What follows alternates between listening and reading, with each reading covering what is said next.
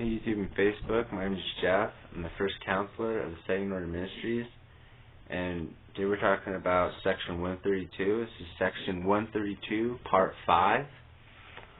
And in the last video, I left off on 31. This promise is yours also because ye are of Abraham, and the promise was made unto Abraham by this law is a continuation of the works of my Father, wherein he glorifies himself.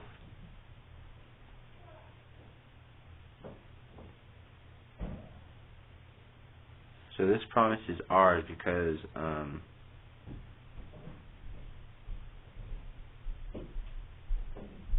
God gave this law to us, and if we live this law, the law is the continuation of the works of my Father.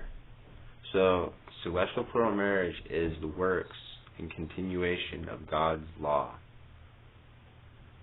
wherein he glorifieth himself. Okay, so now verse 32. Go ye therefore and do the works of Abraham. Enter ye into my law, and ye shall be saved. So it's talking about everybody else out there that's not living this law. Be like Abraham.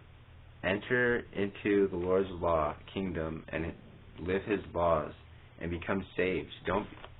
Why would you want to become an angel or have to start this life over again? Why not get it right the first time and just live the law? Just live the laws of God, and then you can be saved in the celestial glory. But if ye enter not, this is 33, but if ye enter not into my law, ye cannot receive the promise of my Father which he made unto Abraham. So if you don't enter into this law, you don't receive the promise that God gave to Abraham. And that promise is to live forever, to always be having kids, become a God, to know all things. Okay, this is 34. God commanded Abraham, and Sarah gave Hagar to Abraham to wife. And why did she do it? Because this was the law, and from Hagar sprang many people. This therefore was fulfilling among other things the promises. So Abraham was given a wife, Hagar, by Sarah. The law of Sarah. That's what it is. It's the law of Sarah. And from Hagar sprang many people. So, since Abraham married Hagar, he had all these people. If Abraham didn't marry Hagar, he would have lost his kids. He wouldn't have had them. So, when they talk about in the Apostate Mormon Church where a family is only supposed to be of 2 or 3 kids, that right there is stopping life, because there shouldn't be a limit on having kids. You're just supposed to have kids and do what you're supposed to do in your marriage covenant, and whatever happens will happen.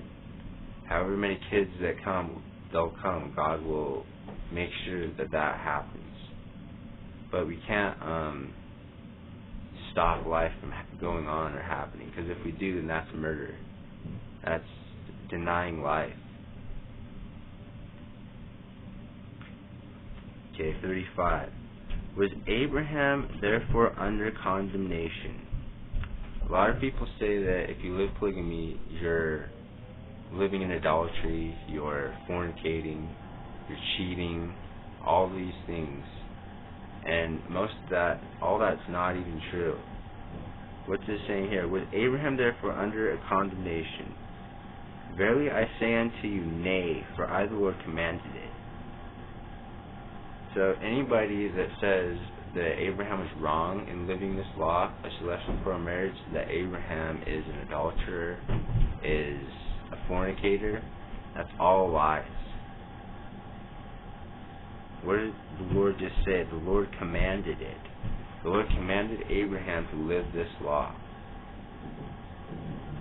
So people are going to say, talk bad about Abraham. They're talking bad about God, because God commanded Abraham to do that. 36. Verse 36. Abraham was commanded to offer his son Isaac. Nevertheless, it was written, Thou shalt not kill. Abraham, however, did not refuse, and it was accounted unto him for righteousness. So Abraham, he was going to slay his son. He put him on an altar, and he was going to slay him. Why did he do this? Because God wanted to test him. And instead of taking his son, he killed a ram.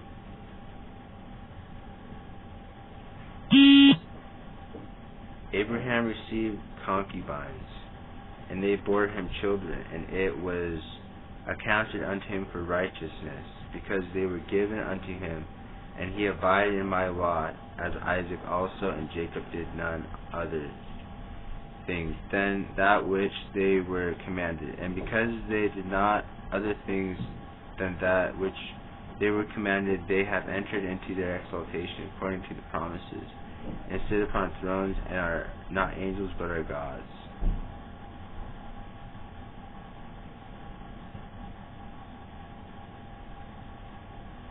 It's talking about Isaac and Jacob, how they were good people. They did what the Lord commanded. They were exalted, and they stood upon thrones, and are not angels but are gods, because they lived the law, the celestial law of marriage.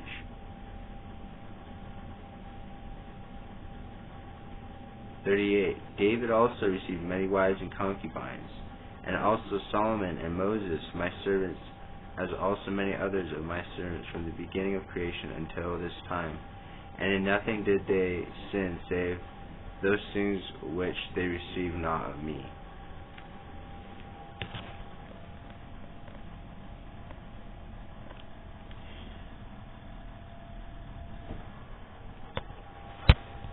Sorry, I thought I was going out.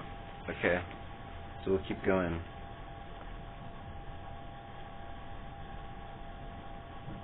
So David also received many wives and concubines, and also Solomon and Moses, my servants, as also many others of my servants, from the beginning of creation until this time. And in nothing did they sin, save in those things which they received not of me. So it's talking about the people that were living polygamy. They were not living in sin, that God commanded them to live this law. We move down to 39. David's wives and concubines were given unto him of me by the hand of Nathan my servant, and others of the prophets, who had the keys of this power. And in none of these things did he sin against me, save in the case of Uriah and his wife. And therefore he hath fallen from his exaltation, received his portion. And he shall not inherit them out of the world, for I gave them unto another, saith the Lord. So King David, he was a righteous, good king, and he had many wives and concubines. But this is where adultery comes into play. So many people say that polygamy is adultery. That's not true. What does it say? It says David committed adultery. Why? Because he took Uriah's wife. King David put Uriah in the front lines of the battlefield, and he died. So then King David married his wife, Bathsheba, and that was adultery because he took another man's wife.